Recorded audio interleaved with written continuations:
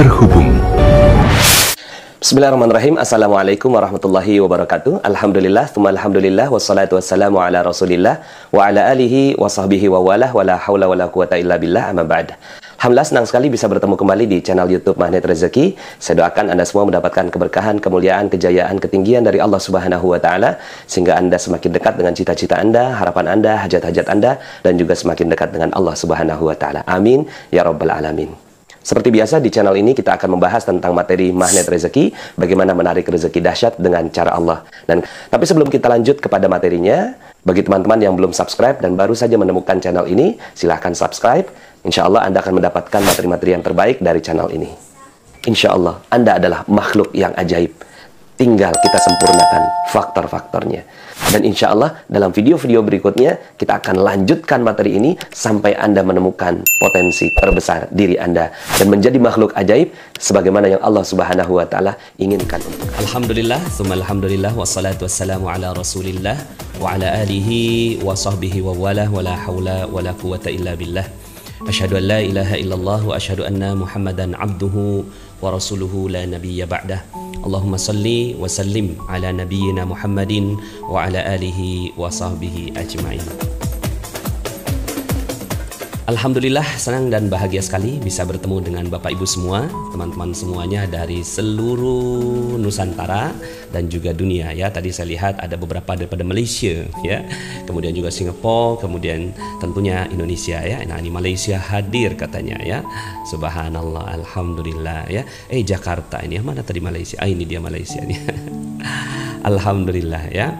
Subhanallah, senang sekali ya bisa membersamai teman-teman semuanya dari Serang, Banten, Singkawang, subhanallah ya. Kemudian juga dari Jogja, dari Sumbawa, Lubuk Linggau, masya Allah ya. Alhamdulillah, senang ya bisa bertemu dengan teman-teman semuanya. Ini juga dari Sukabumi. Hari ini kita akan bincang-bincang ya. Jadi ini adalah segmen bincang hikmah. Nah, mudah-mudahan hari ini kita akan bincang-bincang spesial karena ini ada request dari beberapa teman-teman untuk berbicara tentang dinar sebagai solusi keuangan keluarga ya. Mudah-mudahan materi ini bisa sedikit banyak memberikan gambaran kepada teman-teman semuanya kenapa Magnet Rezeki sekarang masuk ke dinar gitu ya. Kenapa kok gitu ya Magnet Rezeki mengeluarkan produk dinar. Nah, dan tentunya bukan cuma sekedar pertanyaan atau jawaban dari kenapa Magnet Rezeki mengeluarkan dinar, tapi bagaimana dinar ini bisa menjadi solusi terbaik bagi Anda sekeluarga ya. Jadi ini insya Allah kita akan bahas dan bincang-bincang hikmah ya teman-teman semuanya. Nanti kalau seandainya ada yang mau disampaikan di komen dan seterusnya sesuai dengan topik ini ya, dinar sebagai solusi keuangan keluarga ya. Yuk kita sama-sama masuk materinya. Tapi sebelumnya mari sama-sama kita bacakan Al-Fatihah dulu ya, dengan niat kita mengisi dengan ilmu ya. Semoga Allah Subhanahu wa taala memberikan kepada kita ilmu yang bermanfaat, dan juga kita kirimkan Al-Fatihah ini kepada orang-orang kita tercinta, kepada suami istri kita, kepada orang tua kita, pada anak-anak kita, juga kepada negeri kita ya, bangsa kita, pemimpin-pemimpin bangsa kita, juga para ulama-ulama dan guru-guru yang telah menghantarkan Islam kepada kita semua sehingga kita bisa memeluk agama ini dengan baik. Juga sambung menyambung sampai kepada Rasulullah. Ala hadhihi niyah wa ala kulli niyatin shalih. Al-Fatihah.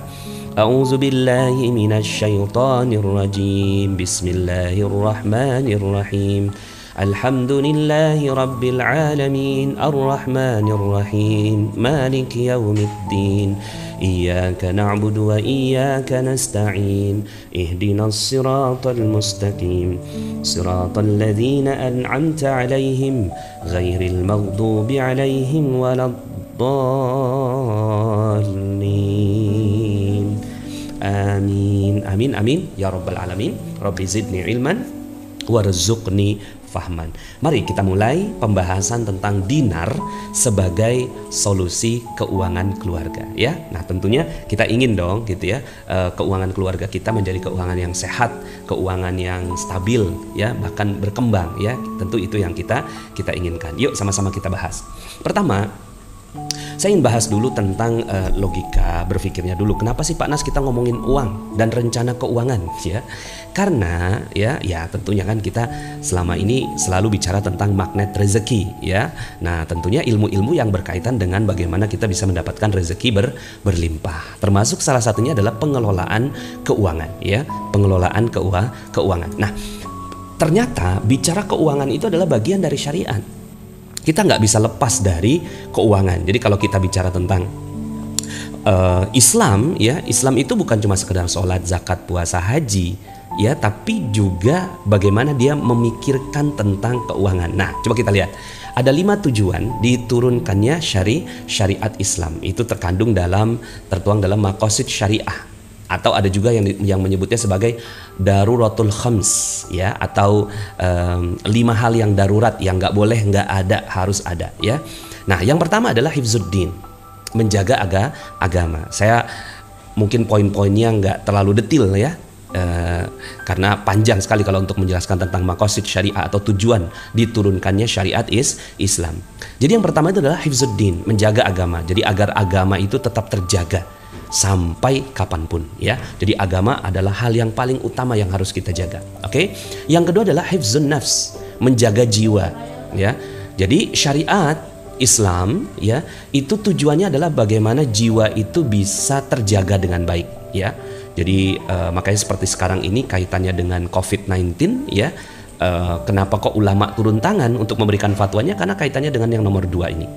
Yang berikutnya adalah hifzul aql, menjaga agar akal itu tetap waras gitu, menjaga kewarasan gitu ya. Jangan sampai kita hidup dalam dunia yang nggak waras gitu. Nggak waras itu artinya apa? Ya akal kita udah tahu korupsi itu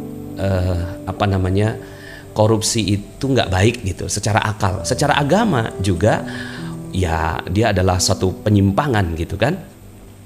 Nah, maka hifzul akal ini dengan ilmu pengetahuan, dengan ilmu matematik, fisika, kimia dan seterusnya, dia menjaga akal. Oke. Yang berikut adalah hifzun nasl, menjaga keturunan agar keturunan itu menjadi keturunan yang bersih, rapih ya, ada nasabnya ya, bapaknya ketahuan siapa begitu ya. Jadi kita nggak kayak binatang ya. Nah, jadi kenapa kok akhirnya Islam tuh mengatur sih gitu kaitannya dengan perzinahan begitu ya.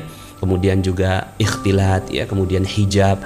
Iya karena ini gitu ya. Yang keempat ini hifzun nasl ya, menjaga keturunan. Dan yang terakhir adalah hifzul mal ya, kaitannya dengan menjaga harta. Nah, karena ya dia urutan yang kelima ya, seringkali hifzul mal ini tidak banyak dibahas ya. Hifzul mal atau menjaga harta ini tidak banyak dibahas. Padahal kalau kita lihat bagaimana Rasulullah SAW mengajarkan kepada umat Islam ya, itu diajarkan tentang bagaimana pengelolaan harta yang baik, mendapatkan harta dengan harta yang halal, kemudian juga menyalurkannya ke jalur yang halal, kemudian dijaga dan dikembangkan begitu ya. Nah, jadi yuk sama-sama kita bicara keuangan. Cuma memang bicara keuangan ini bicara banyak hal yang tabu begitu ya. Tabu bicara keuangan itu gitu ya. Ada yang memang keuangannya udah rapi, ada keuangan yang belum, ada yang menyebabkan kedengkian, ada yang menyebabkan hal dan seterusnya. Dan dia tuh kayak mau membicarakan itu tapi kayak malu-malu gitu ya. Jadi kayak sungkan gitu bicara tentang keuangan gitu ya. Bahkan coba deh teman-teman semuanya, diskusi orang tua kepada anaknya. Apakah ada diskusi tentang bagaimana mengelola keuangan gitu ya? Ada untuk orang-orang tua yang sadar akan keuangan. Tapi buat orang-orang tua yang nggak sadar akan keuangan, ya biasanya lewat tuh diskusi tentang itu. Bagaimana keuangan itu bisa dijaga dengan baik. Maka yuk sama-sama di ilmu magnet rezeki, hifzul mal itu masuk dalam salah satu kurikulum utama gitu ya. Jadi di dalam ilmu magnet rezeki, hifzul mal itu menjadi salah satu bahasan yang utama. Hifzuddin udah ada Ustadz Abdul Somad, udah ada A'agim, udah ada Ustadz Yusuf Mansur, udah ada yang lainnya. Hifzun nafs, hifzul akal, hifzun nasl, sudah banyak yang bicara. Nah, hifzul mal itu banyak yang enggak mau membicarakannya. Bisa jadi nggak mampu, bisa jadi juga nggak menjadi perhatian, bisa jadi juga ya nggak tahu ilmunya begitu ya. Nah, bismillah, mudah-mudahan dengan ilmu magnet rezeki. Jadi kalau ditanyakan kenapa sih kamu bicara ilmu magnet rezeki, ya karena itu ada dalam syariat, mau bagaimana lagi ya, dia ada di dalam syariat. Yuk kita bahas lebih jauh tentang hifzul mal tadi. Yang pertama ya, menjaga harta itu diwujudkan dalam bentuk apa? Satu, mencari rezeki yang halal, begitu ya. Mencari rezeki yang halal tentunya ya. Jadi jangan sampai akhirnya rezeki kita adalah rezeki yang tercampur dengan yang diharamkan oleh Allah Subhanahu wa taala. Yuk kita lihat ayatnya. Mencari rezeki yang halal ini ya. Wala kita lihat artinya, A'udzubillahi minasyaitonirrajim. Wa la ta'kulu amwalakum bainakum bil batil wa tudlu biha ilal hukami litakulu fariqam min amwalin nas bil itsmi wa antum ta'lamun ya. Dan janganlah sebagian kamu memakan harta sebagian yang lain di antara kamu dengan jalan yang batil. Nah, jadi ada tuntunan di dalam agama, jangan sampai akhirnya kita mendapatkan harta secara batil. Dan janganlah kau bawa urusan itu kepada hakim supaya yang merasa bagian sudah pasti menang gitu kan, dia sogok hakim dan seterusnya yang kayak gitu ya. Nah, itu tidak diperbolehkan. Jadi yang pertama ini adalah mencari rezeki yang halal. Itu adalah bagian dari agama, oke? Cari yang halal, hanya yang mau yang halal saja. Tidak ada ribanya, tidak ada maisir itu perjudian, gharar itu penipuan, riba itu peningkatan yang tanpa sebab gitu ya. Nah, kan sekarang ini riba berkembang ya di mana-mana. Ya, kemudian juga pinjaman dan seterusnya digunakan, dimanfaatkan untuk mendapatkan harta orang dengan yang batil. Nah, itu tidak diperbolehkan. Yang pertama, mencari rezeki yang halal. Yang kedua, menghargai hak-hak dan harta orang lain. Ya, menghargai hak-hak dan harta orang lain. Bahkan ada satu surat di dalam Al-Qur'an, ada satu ayat ada dalam Al-Qur'an ya, itu yang saya masukkan dalam 282. Itu adalah ayat yang paling panjang ya di seluruh Al-Qur'an ya. Nah, ini kaitannya dengan hai orang-orang yang beriman, apabila kau bermuamalah. Bermuamal ini kaitannya dengan hubungan manusia dengan manusia, tidak secara tunai, artinya ada hutang piutang. Ada amanah.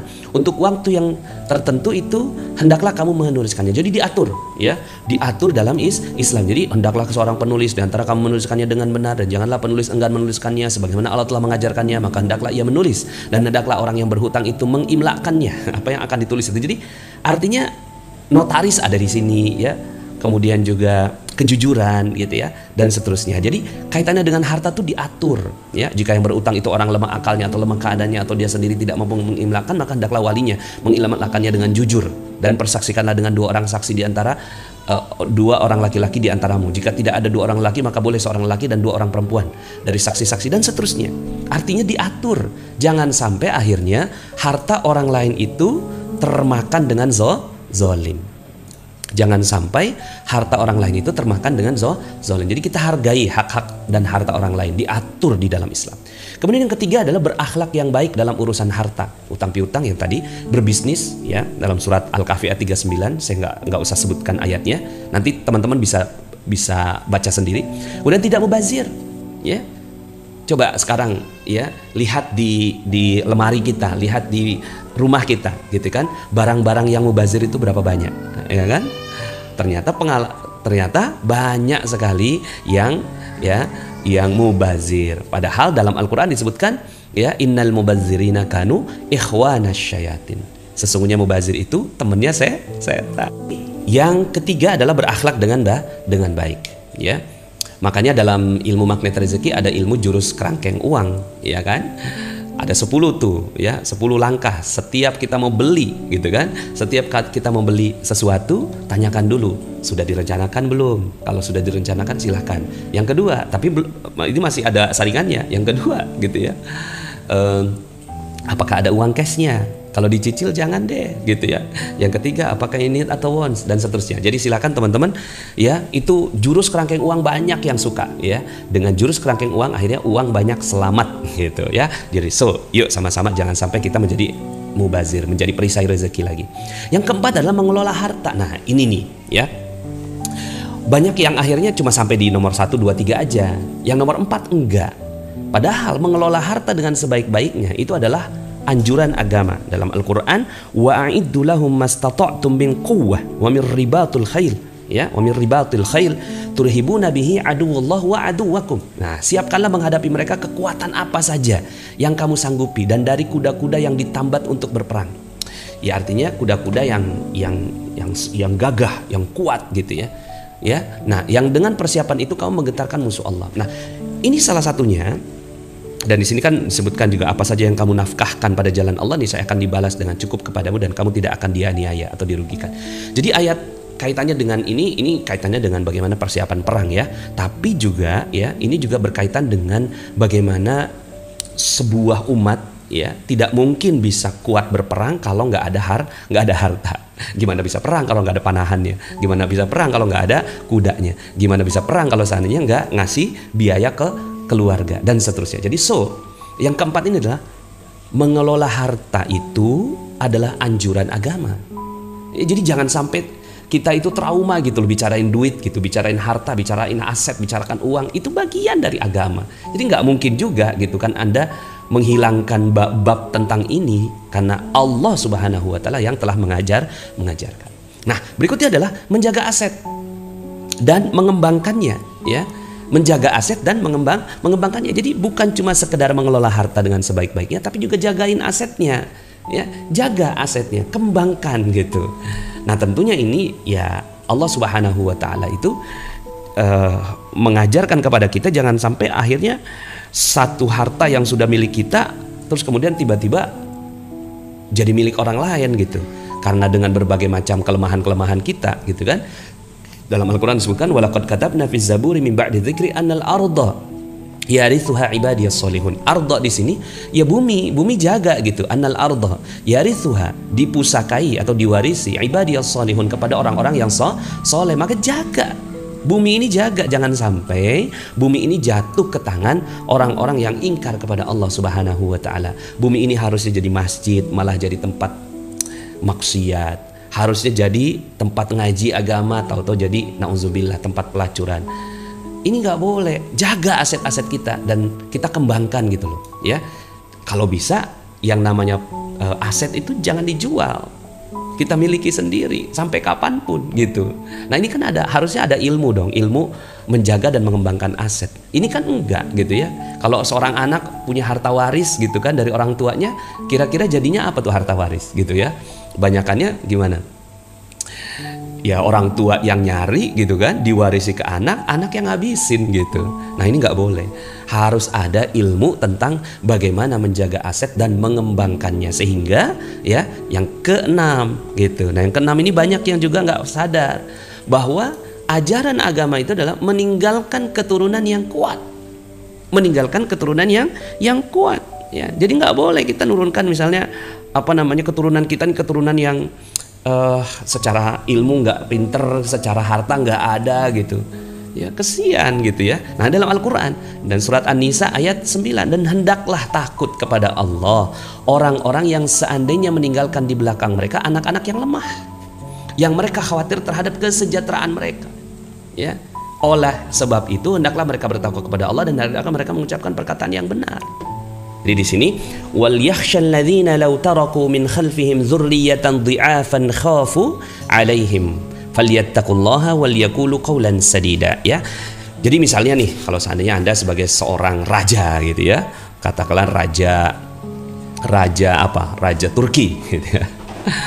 Terus kemudian ada anjuran gitu ya, ayat ini ya.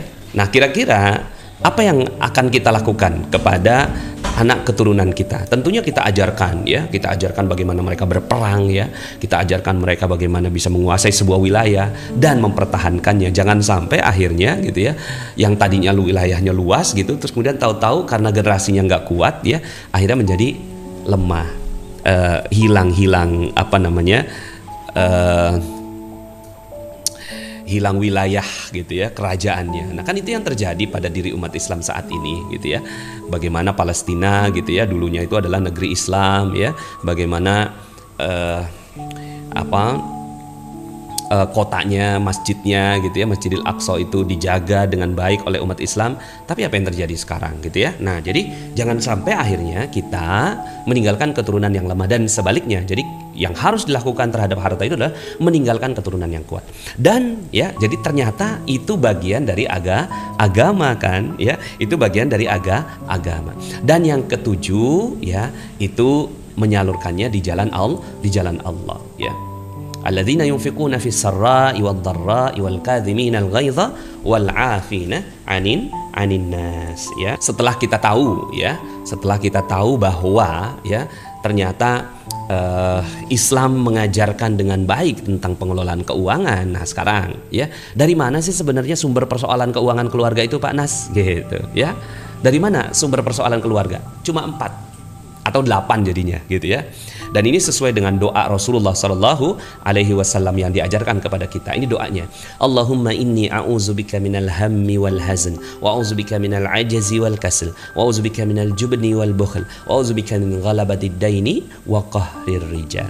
Nah, teman-teman harus baca doa ini tiap hari, oke? Tiap hari harus baca doa ini. Ya, saya tiap ba'da subuh selalu baca doa ini supaya apa? Supaya kita kuat keuangan kita ya. Nah, jadi bukan cuma sekedar baca doa, tapi juga ya dijiwai doa ini.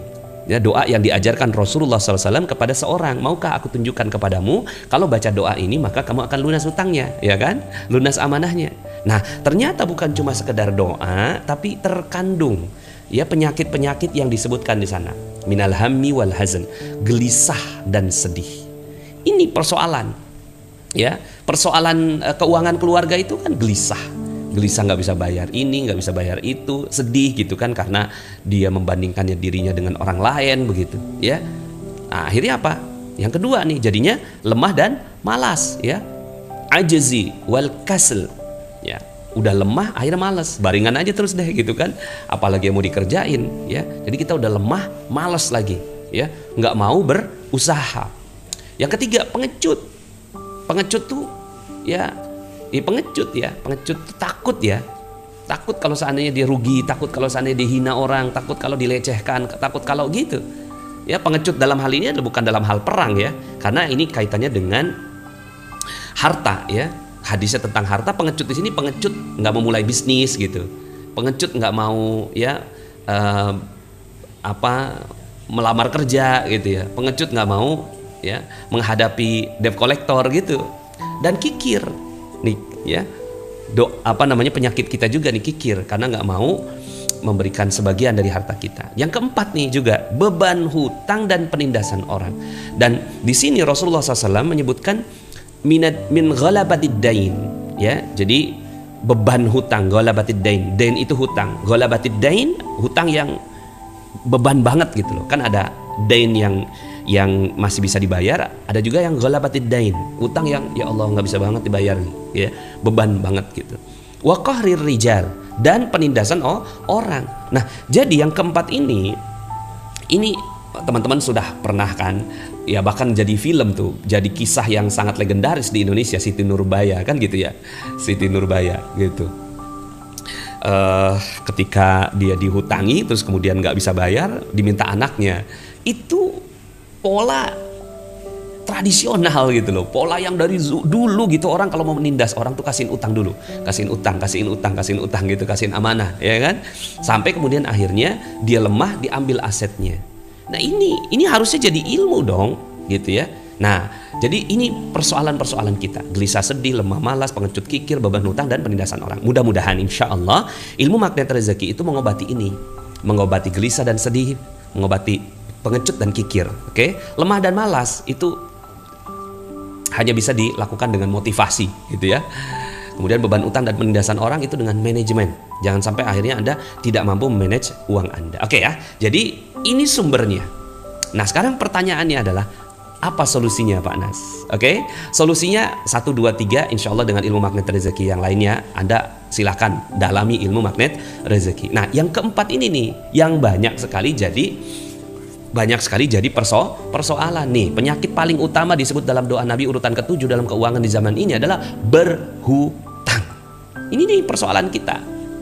Oke, Oke, data terbaru nih yang saya dapatkan itu pinjaman online itu mencapai 155 triliun.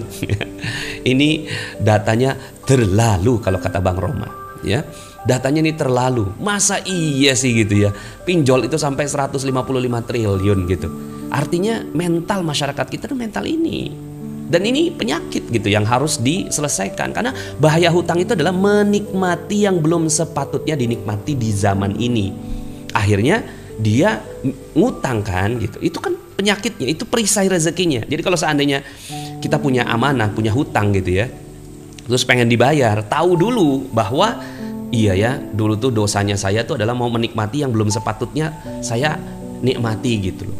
Nggak bisa beli mobil, maksain beli mobil. Nggak bisa beli motor, maksain beli motor, ya kan? Nggak mampu beli rumah, maksain beli rumah. Itu tuh maksa-maksain itu. Padahal harusnya kan bukan utang, tapi hindarkan pengecut, hindarkan kikir, hindarkan lemah malas gitu kan? Harusnya kan gitu, bekerja keras gitu loh, berusaha, ya. Begitu kan? Dan pakai ilmu magnet rezeki gitu. Sudahlah duduk diemnya aja orang magnet rezeki dapat rezeki, apalagi berusaha. Nah, di sini nih, ini bahaya hutang. Nah, sekarang obatnya apa sih Pak Nas? Obatnya nih, teman-teman catat bener-bener gitu, catat bener-bener. Obatnya adalah beli cash segala sesuatu. Beli cash. Jadi kalau memang kita pengen sesuatu, beli cash dong. Jangan nyicil. Dengan menabung. Akhirnya menabung itu bukannya loh kok kita nabung sih gitu. Ya memang iya, mau gimana lagi gitu. Ya. Harus nabung, mau bagaimana lagi kalau kita pengen sesuatu, tidak ada cara lain kecuali dengan menabung. Lah sekarang ini kan solusinya segala sesuatu solusinya adalah cicil gitu kan. Nyicil lagi, udah selesai cicilan yang pertama karena mindset nyicil gitu. Akhirnya kan nggak beres-beres tuh, sampai kapan dia mau selesai cicilan, karena sebenarnya mindsetnya gitu, mindset utang. Ada kok saya ngeliat ada orang udah kaya gitu masih ada itu utangnya, karena dia udah selesai nih cicilan yang motor, sekarang saatnya saya mau nyicil motor kedua gitu. Itu kan ya gaya hidup. Nah makanya mau beli mobil nih jangan nyicil, tapi nabung dulu gitu loh. Jangan nyicil tapi nabung. Mau beli gadget ya jangan nyicil dong. Sekarang kan godaannya tuh kan nyicil, bisa kok dicicil dengan sekian. Dan penelitian membuktikan orang yang nyicil itu nggak punya rasa bersalah gitu. Misalnya nih harga handphone harganya berapa, 10 juta gitu, 10 juta, terus kemudian dia nyicil gitu kan 500.000 sebulan. Dia pikir cuma 500.000, gajinya dia 4 juta gitu. Gaji 4 juta punya handphone harga 10 juta, kan bisa nyicil 500.000 tiap bulan. Itu pangkal persoalannya. Dia nggak pantas gitu loh, dengan punya gaji cuma 4 juta handphonenya harga 10 juta. Ya nggak pantas amat gitu loh. Kalau mau ya, Panas saya mau tuh gitu kan, saya pengen banget itu. Ya nabung, jangan nyicil, nggak boleh nyicil. Ya, mau beli rumah gitu kan, jangan nyicil, nabung. Loh Pak Nas, kalau seandainya kita nabung sampai kapan? Nah ini dia nih, yuk sama-sama kita bahas. Pergi haji, pergi umroh, kan sekarang ini ya. Nah ini nih, barusan saya mau ngomong, udah ada yang nulis. Bagaimana dengan mau umroh pakai dana talangan? Ya ini penyakitnya gitu loh. Ya, ini penyakitnya ini di sini. Ini namanya jebakan Batman. Ya, kelihatannya gitu, kelihatannya itu ya dengan nyicil itu mudah segala sesuatu, padahal kan enggak. Dia tuh ya coba aja gitu ya. Gaji 10 juta, ya kan? Gaji 10 juta. Terus kemudian bisa nyicil HP, nyicil motor, nyicil mobil, nyicil rumah gitu kan? Nyicil apa lagi gitu ya? Terus nyicil umroh pakai dicicil-cicil.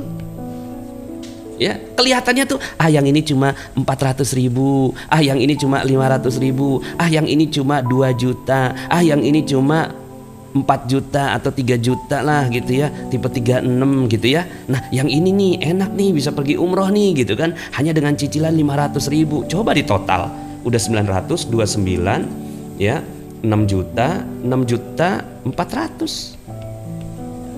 Iya kan? 6,4 juta nih gitu. Terus kemudian gaji dia 10 juta, buat makan gimana? Ya, kelihatannya gitu, masih bisa nih, ada sisanya nih buat makan nih gitu. Tapi ya yang kita nggak sadari adalah ada yang namanya pengeluaran ya tak terduga. bukan tak terduga sebenarnya. Ya, ini tak terduga kaitannya dengan bencana atau hal-hal yang nggak terduga, tapi juga tak diperhitungkan, tak dihitung. Sebenarnya ini yang banyak. Kelihatan ini kan jebakan nih, 10 juta ya kan, cicilan cuma 6,4, berarti kan masih ada sisa. Nih jiwanya orang nyicil begini nih, jiwanya orang nyicil nih. Oke, jiwanya nyicil. Karena sekarang ada pembiayaan syariah untuk umroh Pak Nas. Ya iya, itu tuh Anda harus bijak-bijak gitu loh. Mereka nggak salah. Dah lah, pokoknya saya nggak nyalahin orang dah. Mendingan kita nyalahin diri sendiri. Wong kita nggak sanggup kok. Kebanyakannya malah bohong kan. Kita bilangnya mampu gitu. Padahal ini diumpetin nih, cicilan HP diumpetin, cicilan motor diumpetin, ya udah nih. Kemudian kita laporan sama bank bahwa kita cuma cicilannya ini, padahal ini kita sembunyikan. Itu juga sebentar palingan gitu. Akhirnya apa yang terjadi? Kita juga udah bohong juga sama bank. Ya, kalau Anda bisa jujur sama bank, oke gitu kan? Ya, nah jadi ini nih nggak dihitung nih. Nah hal-hal seperti ini yang membuat akhirnya cicilan itu ngecicil itu apa Pak? Mencicil tuh membayar cicilan ya, apa sih, kredit ya. Misalnya kita nak beli handphone harga 10 juta, kita bagi kan 10 bulan 1 juta ya. Nah itu kita mencicil 1 juta itu mencicil ya. Angsuran ya boleh. Nah terus kemudian juga gitu kan, bukan hanya itu ya, pengeluaran tak terduga tuh ada yang namanya inflasi, harga barang naik ya, apalagi. Nah pengeluaran ini ya yang akhirnya membuat kenapa kok gajinya gede ya, tapi di tanggal 5 sudah koma, makanya disebutnya sebagai ya gajinya 5 koma, tanggal 5 sudah koma. Nah so apa yang harus dilakukan? Obatnya nggak ada lain, obat ganti budaya. Oke, ganti budaya. Ini penelitian kok, bukan penelitian, data kok. 155 triliun pinjaman online itu menunjukkan betapa kita tuh ya masyarakat yang pengen yang ngutang gitu loh. Ya, Masya Allah. Ganti budaya dari berhutang, mohon maaf ya, saya pakai kalimat jelasnya. Berhutang dengan menjadi beli cash. Sudah, paksakan beli cash. Kenapa? Karena ketika Anda beli cash gitu ya, itu tuh ada rasa bersalah dalam diri gitu. Aduh, uang 10 juta hilang deh nih gitu. Nggak apa-apa, rasa bersalah itu bagus daripada rasa nggak bersalah. Akhirnya kehidupan kita konsumtif terus-menerus tanpa rasa bersalah. Dan itu yang namanya edik. Edik itu ketagihan. Oke, nah jadi Anda harus berani. Semuanya, termasuk bagi yang sudah punya hutang, obatnya sama. Nih, bagi yang sudah punya utang, yang punya amanah nih, mohon maaf ya, saya pakai kalimat ekonomi. Obatnya sama, ya, obatnya sama, yaitu menabung. Nah, persoalannya begini, kita nggak tahu cara menabung yang baik. Oke, cara menabung yang baik dan benar.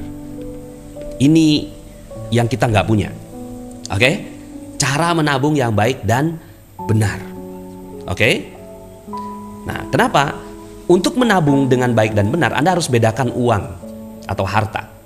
Digital. Uang digital itu tabungan bukan? Uang digital. Ya, sekarang kan Anda sudah punya uang digital ya. Apa yang namanya e-money, ya kan? Terus apa lagi tuh? Flash ya. Nah, sekarang pertanyaannya, ini tabungan atau bukan? Bukan. Ini bukan tabungan. Ini mempermudah pembayaran, betul kan? Ini mempermudah pembayaran. Jadi pas datang ke tol ya, ke tol tinggal swipe atau tinggal ditaruh aja, jalan. Itu mempermudah pembayaran. Bagus nggak? Bagus. Islam ya memuji tentang bagaimana segala sesuatu bisa lebih mudah gitu. Nah, pertanyaannya adalah e-money dan flash kita sepakat dia sebagai tabungan. Sekarang pertanyaan saya, uang kertas, apakah dia tabungan? Yes, Anda mulai bisa menebak arahnya. Ini juga bukan tabungan. Oke? Dia juga bukan tabungan. Nah, maka kalau seandainya Anda menabung pakai uang kertas, di situ persoalannya. Kenapa kok kita nabung kagak beres-beres? Oke? Kenapa selama ini kita nabung kok nggak pernah ngumpul? Nabung nggak pernah ngumpul karena nabungnya pakai uang kertas. Bro, ini bukan tabungan, bro. Ya, ini sama fungsinya dengan ini, sama nih, mempermudah pembayaran. Jadi uang rupiah, uang dolar. Kalau seandainya Anda datang ke Turki misalnya, kan kita ganti pakai uang lira atau uang lira, betul nggak? Nah, pada saat uang lira itu, apakah Anda mau nabung pakai uang lira? Kan enggak. Kenapa Anda nggak mau nabung pakai uang lira? Karena Anda nggak bertransaksi pakai lira, betul? Ya. Jadi uang kertas itu bukan tabungan. Jadi kalau Anda menabung pakai uang kertas, di sini persoalan Anda. Ya, menabung pakai uang kertas atau tabungan di bank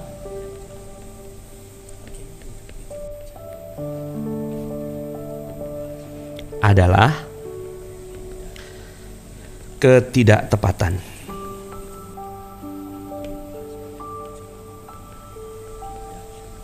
Strategi dalam menabung. Oke? Terus nabung pakai apa, Pak Nas? Ya. Nah, yang penting sekarang teman-teman tahu dulu dong. Oke? Sepakat dulu sama saya bahwa uang kertas bukan alat tabungan. Jadi kalau seandainya Anda mau membeli mobil, jangan pakai uang kertas. Mau membeli rumah, nggak boleh pakai uang kertas. Mau membeli ya umroh haji, nggak boleh pakai uang kertas. Gitu dulu. Oke? Karena menabung pakai uang kertas itu atau tabungan di bank, Anda masukin uang di bank gitu kan, saya mau nabung di bank gitu. Ya nggak begitu cara tabungan. Oke? Itu bukan cara menabung. Nah, terus cara menabung tuh yang baik yang gimana, Pak Nas? Cara menabung yang baik, yang benar itu caranya bagaimana, Pak Nas? Cara menabung yang baik dan benar itu adalah menggunakan emas atau dinar. Nih baru nabung yang benar. Atau properti. Nah, nanti sesi kita akan bahas ya. Nah, jadi doa yang benar, nabung yang benar itu menggunakan ini, dua instrumen ini. Oke? Pak Nas, kan ada sekarang yang namanya itu Pak Nas, uang saham atau namanya main saham.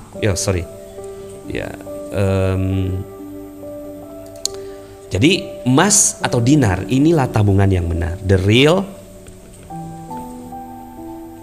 tabungan. Tabungan tuh bahasa Inggrisnya apa sih? Ya, the real tabungan, oke? Jadi nabung yang benar itu pakainya pakai dinar atau emas atau properti. Nah, sekarang yuk sama-sama kita lanjut. Dinar itu disebut oleh Nabi SAW dalam hadisnya, la ya'tiyanna 'alan nasi zamanun la yanfa'u fihi illa dinar wa dirham. Akan ada satu masa di mana ya tidak bermanfaat di masa itu kecuali dinar dan dirham. Walaupun hadis itu ada hadis dhaif ya. Hadis itu adalah hadis dhaif. Oke.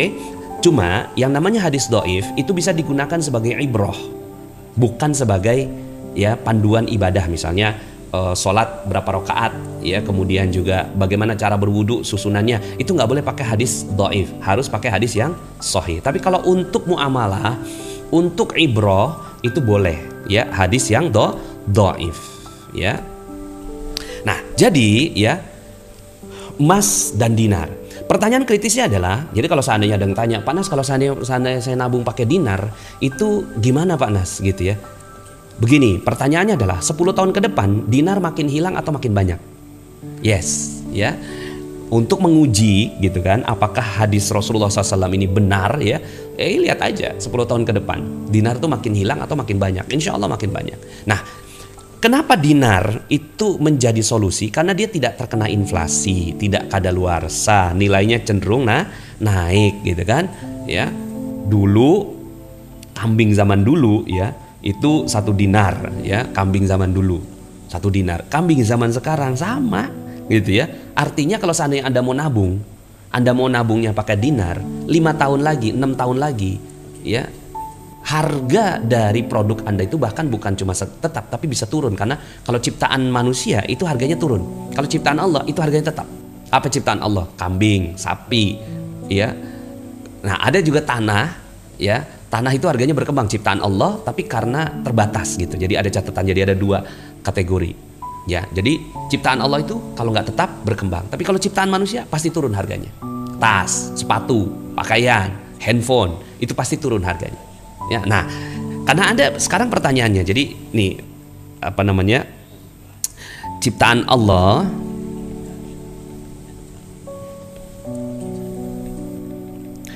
ada juga ciptaan manusia.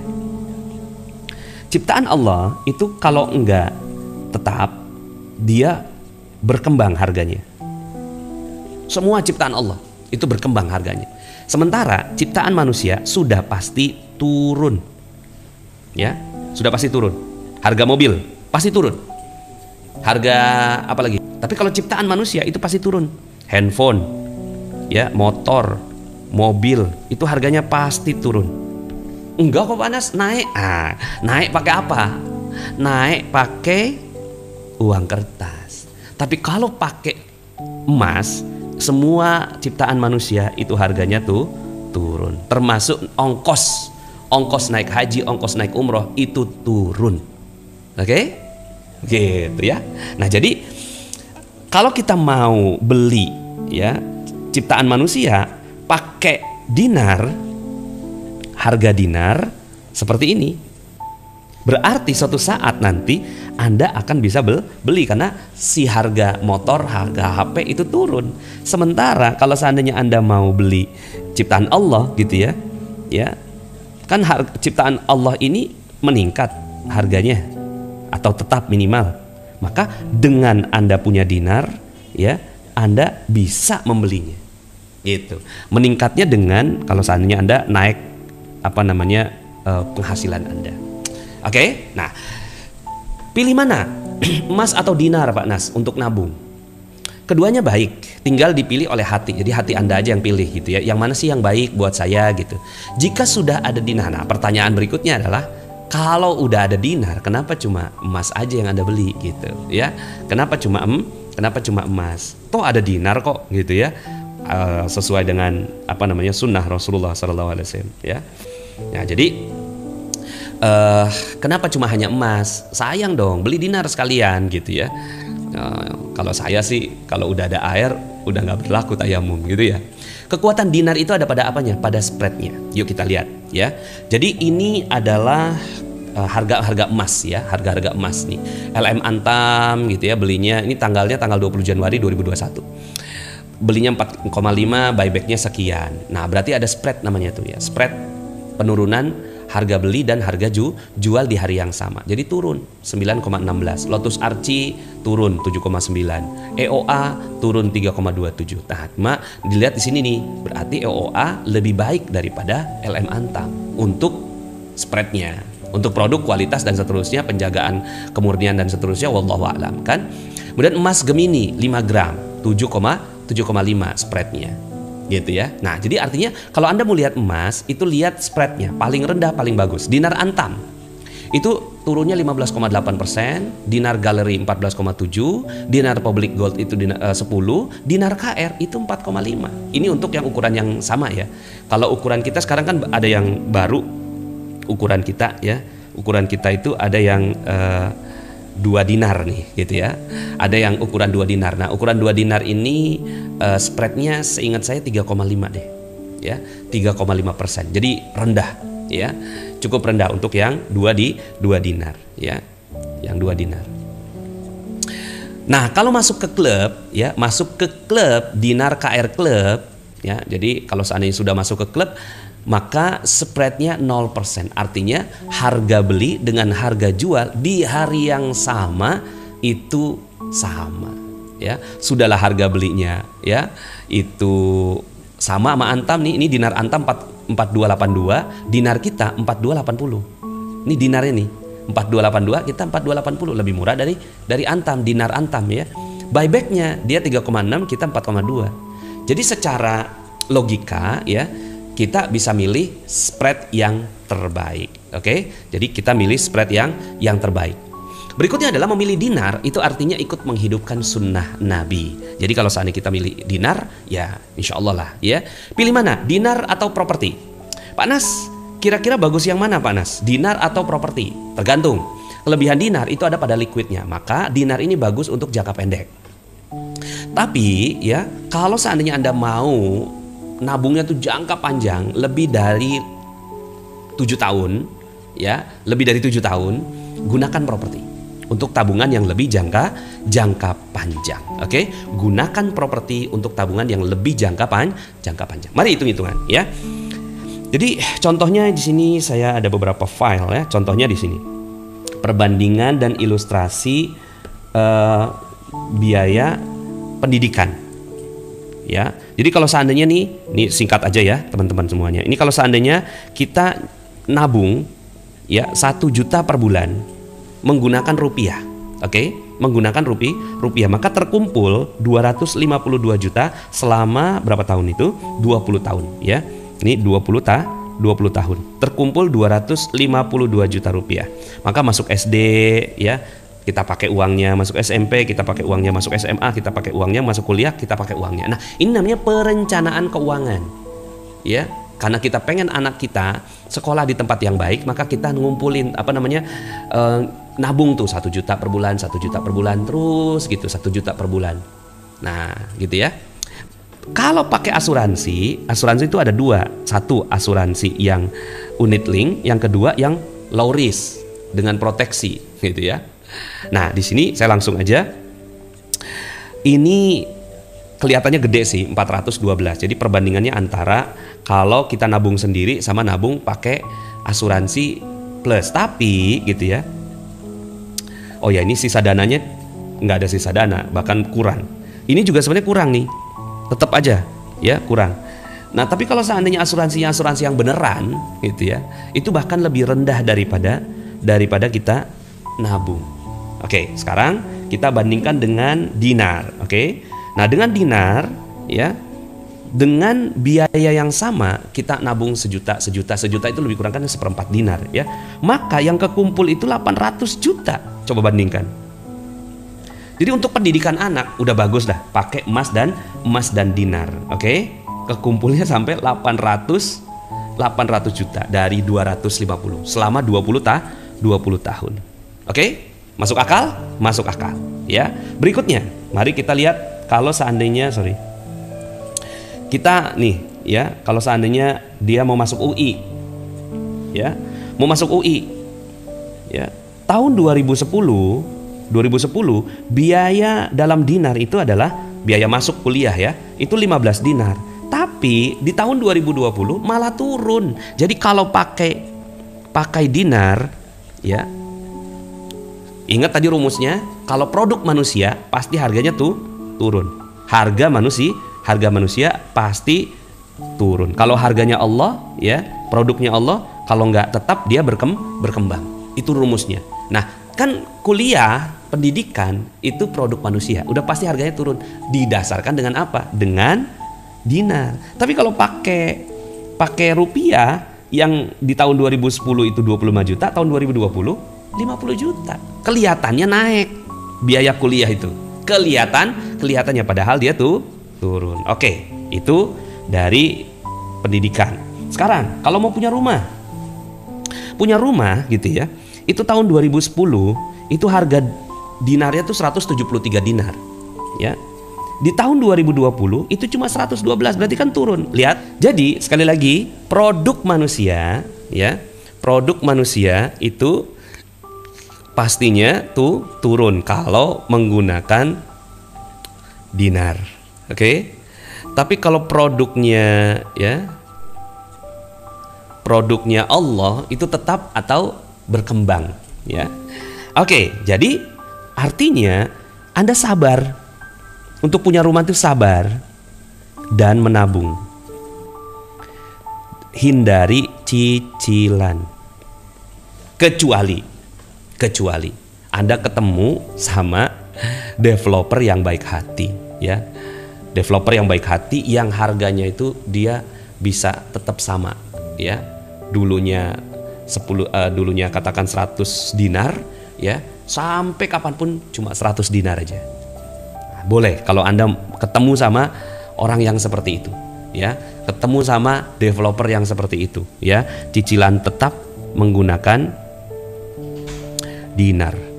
Oke, cicilan tetap menggunakan dinar. Artinya sabar aja, menabung, jangan pakai KPR. Sayang gitu. Karena kalau seandainya pakai KPR gitu ya, Anda bayarnya tuh lebih mahal 2 kali lipat dibandingkan dengan harga rumahnya. Karena kan si bank itu pengen ada untung. Berikutnya, kalau Anda mau punya mobil, ya, ini sudah tuh Ridwan Hanif juga nyampaikan.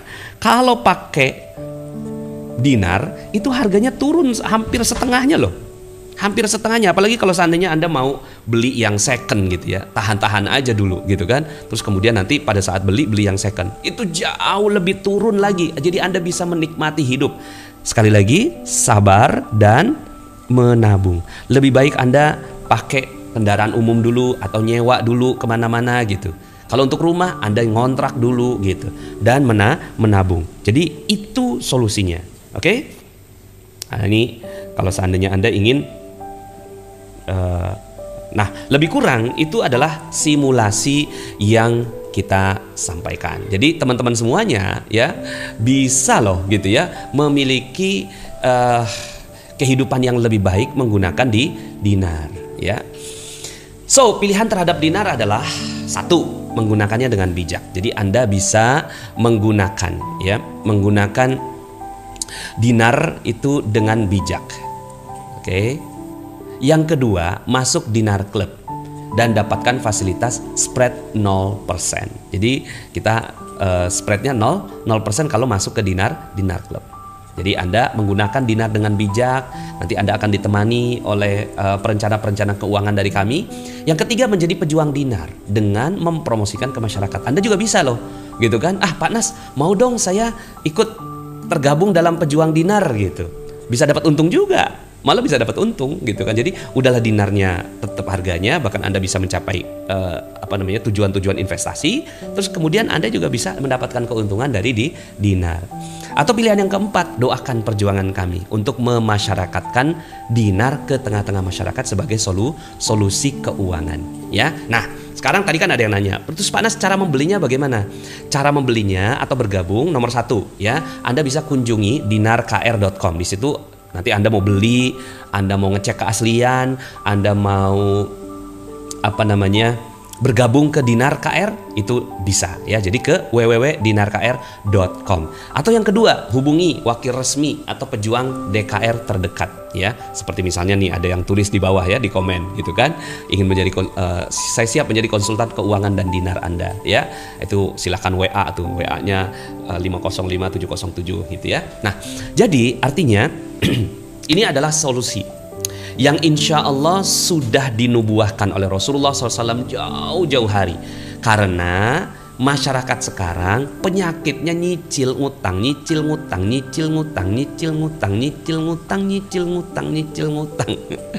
Akhirnya ya solusinya dinar dong.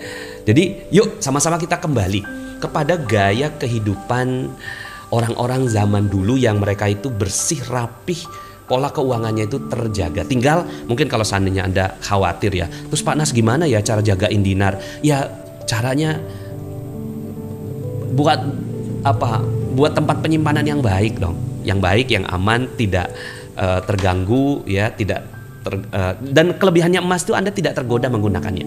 Kalau masih ada dalam tabungan itu kan gampang, apalagi sekarang ini pakai ada pembelian online. Oke, pembelian online yang kemudian akhirnya dengan pembelian online itu ya Anda sebenarnya diajak juga untuk lebih mudah untuk menggunakan uang Anda ya. Jadi salah satu solusi tabungan itu adalah Anda dengan ya, solusi tabungan adalah dengan menjadikan harta Anda tidak mudah diakses. Nah, emas adalah pilihan yang baik. Oke teman-teman semuanya, itu solusinya ya. Jadi insya Allah dengan solusi emas atau dinar khususnya, insya Allah Anda bisa mendapatkan solusi keuangan keluarga Anda. Tinggal sabar aja, karena penyakit yang paling utama di dalam si keuangan itu adalah yang tadi ya, waqahri rijal. Oh ya, nih ada yang tanya, cara gabungnya bagaimana Pak Nas? Cara gabungnya tinggal kunjungi aja di situ, nanti ada klik-klik, Anda tinggal klik-klik aja deh gitu ya. Nanti tinggal ke www.dinarkr.com ya. Yang kedua nih, hubungi wakil resmi atau pejuang DKR yang Anda kenal ya. Kalau Anda kenal, Anda dapat informasi ini dari dia, silahkan ya. Tapi kalau seandainya Anda nggak kenal, bisa kunjungi ini aja, www.dinarkr.com. 20 dinar itu sekarang berapa? 20 dinar itu lebih kurangnya 80 jutaan ya. 20 dinar itu sekitar 80 jutaan. Harga dinar hari ini, oh ya, oke. Saya mau kasih ilustrasinya ya. Kasih ilustrasi harga dinar hari ini dan perbandingannya dengan dinar KR atau dinar Antam ya. Nah, ini harga dinar hari ini ya. Harga dinar hari ini ya. Kita punya beberapa pilihan. Ini 1 dinar, setengah dinar, seperempat dinar. Ini harga tanggal berapa ya? 29. Sorry, saya coba cari yang harga, udah ada harga 2 dinarnya ya. Teman-teman silahkan, kalau mau jual kemana Pak Nas? Kalau mau jual ke WR kita lagi ya, ke WR atau PDKR kami ya. Insya Allah ya, dengan harga terbaik, dengan harga yang terbaik ya. Contohnya ini ya, nah ini harga hari ini ya, harga tanggal 2 bulan 2 2021 ya. Ini ada seperempat dinar ya, setengah dinar, 1 dinar, 2 dinar. Kemudian ada yang Ayah Sofia, ada Akso. Ini harganya 1117 untuk seperempat dinar. Nah, ini yang 1 dinar 4280, ada yang 2 dinar 8.487. Nah, di sini sudah ada juga harga buybacknya. Jadi kalau seandainya mau buyback hari ini, itu harganya 8190. Ini untuk 1 dinar sekian, ini untuk 2 dinar juga sekian. Jadi setiap hari kita update di website tersebut, dinarkr.com ya. Jadi insya Allah ya, Anda bisa mendapatkan harga terbaik. Contohnya ini. Perbandingan ya, dinar X ini adalah dinar Antam ya. Jadi kita dinar X ini panduan kita Antam. 1/4 dinar kita harganya sama, setengah dinar kita lebih murah 1000, 1 dinar kita lebih murah 2000 ya. Untuk 2 dinar kita lebih murah 1000. Sebenarnya ini perbedaan di pembulatan aja. Nah, cuma di sini kita lihat nih, dinar X gitu ya, belinya 1117, tapi pas di buyback itu 892 ya. Nah, begitu juga yang lainnya. Jadi insya Allah harga kita adalah harga yang terbaik ya. So teman-teman semuanya, itu yang bisa saya sampaikan pada kesempatan kali ini. Mohon maaf tadi sempat 2 kali lepas ya, ya. Jadi kalau seandainya nanti mau dijual kembali, bisa jual ke kita ya. Insya Allah kita jamin 99% buyback ya, garansi beli kembali. Dan agen kita udah di seluruh Indonesia ya. Jadi agen kita itu sudah menyebar di seluruh Indonesia. Insya Allah ya, karena penyebarannya cukup baik ya, mudah lah gitu ya. Bahkan ini di Jawa paling banyak ya, di Sumatera ya. Ini penyebarannya. Jadi kita ada 400 wakil resmi lebih, kemudian sudah 3000 lebih PDKR, dan target kita adalah ada 10.000 PDKR di tahun 2021. Jadi di hampir di semua wilayah di seluruh Indonesia itu sudah ada wakil-wakil resmi kami ya. So teman-teman semuanya ya, maka nah yang ini nih, Pak Nas apa nggak buka tabungan dinar untuk menabung sebelum beli fisik? Iya, mohon maaf ya. Jadi kita ingin mengajarkan masyarakat bahwa tabungan itu adalah tabungan, harta itu adalah harta yang kita lihat. harta yang nggak kita lihat itu bukan harta kita. Harta yang kita titip ke orang lain, paper aset, tabungan, itu bukan harta kita. Itu hartanya orang lain. Cuma kita pegang trustnya aja, pegang kepercayaan. Oke? Nah, kita akan kembalikan kepada umat bahwa yang namanya harta adalah yang kita pegang. Nah, makanya kalau seandainya Anda memang belum sanggup beli yang 1/4 dinar, tabung aja dulu sendiri. Setelah cukup baru beli, gitu ya. Baru beli. Di Gorontalo ada ya, ada itu kalau dilihat dari peta ada semuanya ya. Nah, atau Anda bergabung menjadi PDKR kami ya. Silahkan. Jadi kalau seandainya Anda ingin bergabung menjadi pejuang Dinar Khairul Razikin, ada banyak sekali keuntungan-keuntungan yang Anda dapatkan insya Allah atas izin Allah Subhanahu wa taala ya. Dan kita baru saja launching 2 dinar. Ini indah sekali ya. Kita sebutnya 2 dinar multazam. Jadi kalau 1 dinar itu Masjidil Haram, 1/2 dinar Masjidil Nabawi, 1/4 dinar Masjidil Aqsa. Kemudian kalau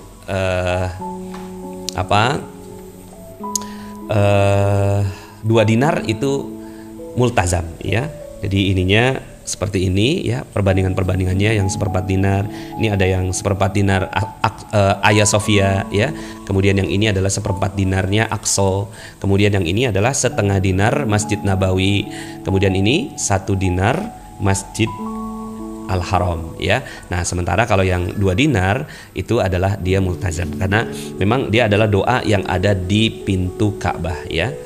La ilaha illallah al-malikul haqqul mubin Muhammadur Rasulullah shadiqul wa'dil amin. Ini depannya ya, nggak tahu yang ini mana, yang depannya yang inilah ya, yang belakangnya yang ini. Oke, terima kasih teman-teman semuanya. Mudah-mudahan ya sedikit banyak ilmu ini bisa menjadi solusi bagi teman-teman semua. Jadi tidak ada solusi lain untuk solusi keuangan keluarga kecuali kita merencanakan dengan baik ya. Wa'idulahum mastata'tum min quwwah, maka persiapkanlah ya segala persiapan yang baik-baik ya agar kita semuanya bisa ya mengelola keuangan dengan lebih baik. Terima kasih, saya Nasrullah undur diri. Billahi taufiq wal hidayah. Wassalamualaikum warahmatullahi wabarakatuh.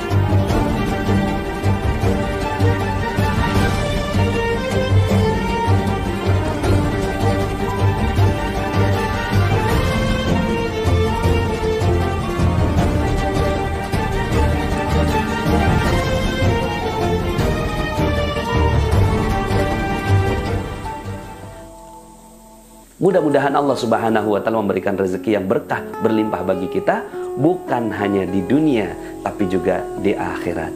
Saya Nasrullah, sampai jumpa dalam video berikutnya. Assalamualaikum warahmatullahi wabarakatuh. Magnet rezeki, satu sama terhubung.